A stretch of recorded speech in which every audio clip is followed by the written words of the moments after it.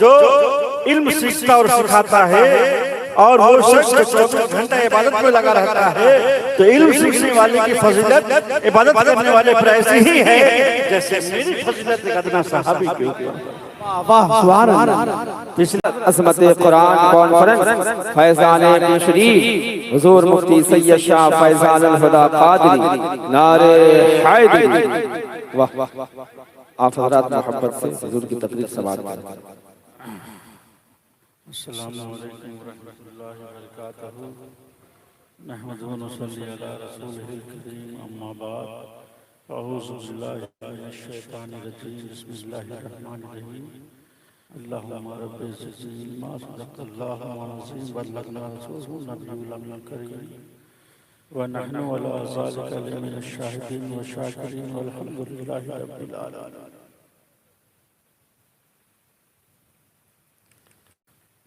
واہ کیا جود و کرم ہے شہ فتح تیرا، نہیں سنتا ہی نہیں مانگنے والا تیرا، اور فرش والے تیری شوکت کا علو کیا جانے، خوش رواں عرش پہ اڑتا ہے پھریرا تیرا،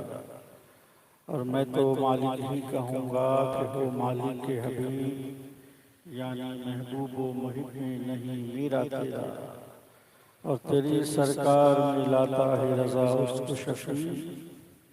تیری سرکار میں لاتا ہے رضا اس کو شفیع، جو میرا غوث ہے اور لاڈلا بیٹا تیرا۔ ماشاءاللہ بہت ہی خوشی کی بات ہے اور قابل مبارکباد ہے مدرسہ کے اساتذہ اور اس علاقے کے لوگ کہ تین بچوں کے سروں پر دستار حفظ رکھی گئی۔ سبحان اللہ۔ یہ ایک بہت ہی خوشی کی بات ہے اور بہت ہی تعریف کی بات ہے، اور جب مدرسہ سے بچے نکل رہے ہیں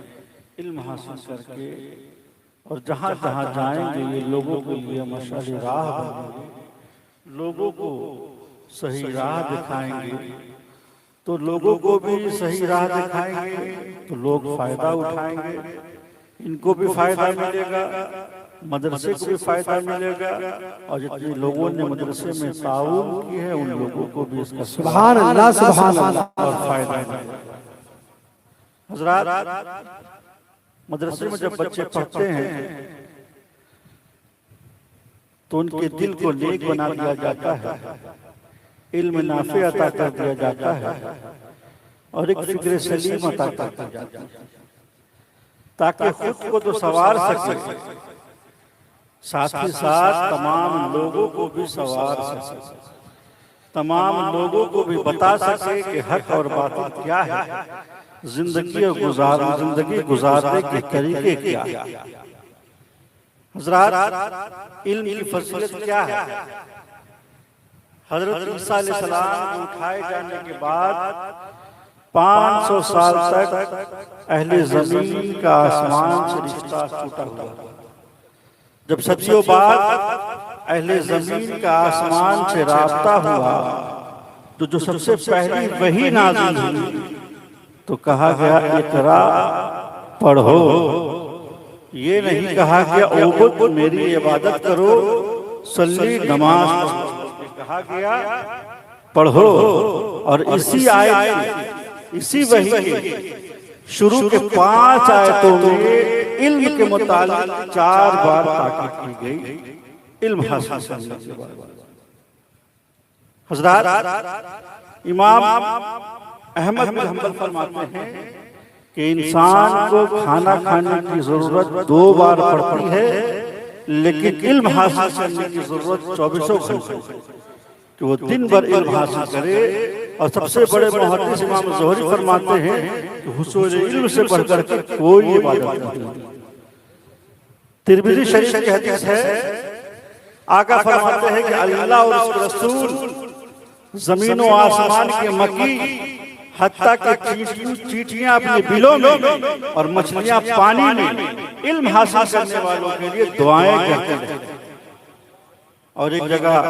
مسلم شریف کی حدیث ہے کہ جو شخص حصول علم کے لیے، علم کے جستجو کے لیے کسی راستے پہ لگا رہتا ہے، اللہ تعالیٰ اس کے لیے جنت کے راستہ کو آسان بنا دیتا ہے۔ نعرے تکبیر، نعرے رسالت، خانقاہ بن شریف، اولاد غوث پاک۔ اور ایک حدیث ہے، دارمی شریف کی حدیث ہے کہ حضور صلی اللہ علیہ وسلم سے سوال ہوا، یا رسول اللہ، بنی اسرائیل میں دو شخص ہیں، ایک شخص ہے جو 24 گھنٹہ عبادت میں لگا رہتا ہے، ہر وقت اپنی زندگی اپنے وقت کو عبادت میں گزارتا ہے، اللہ اللہ کرتے رہتا ہے، اور ایک شخص ایسا ہے جو عبادت تو کرتا ہے لیکن اس کے علاوہ باقی اپنے وقت کو حصول علم میں لگایا رہتا ہے، علم سیکھنے اور سکھانے میں لگایا رہتا ہے۔ تین دونوں شخصیت میں سے کس کی فضیلت سب سے زیادہ ہے؟ تو اللہ کے رسول نے فرمایا وہ شخص جو علم سیکھتا اور سکھاتا ہے، اور وہ شخص جو 24 گھنٹہ عبادت میں لگا رہتا ہے، تو علم سیکھنے والے کی فضیلت عبادت کرنے والے پر ایسی ہی ہے جیسے میری فضیلت ایک ادنا صحابی کے اوپر۔ واہ سبحان اللہ۔ اس لیے لوگوں اپنے بچوں کو علم دین حاصل کرنے کی طرف رغبت دلائے، مدرسے میں لائے۔ ہر علم ضروری ہے، آج کے دور میں دنیاوی علم بھی ضروری ہے، دین کی علم بھی ضروری ہے، لیکن دنیاوی علم نہیں رہ جانی ہے، اور مدرسے کا علم، دین کا علم جو آپ کو اس سے آگے بھی کام دینے والا ہے۔ دعا کرتا ہوں اللہ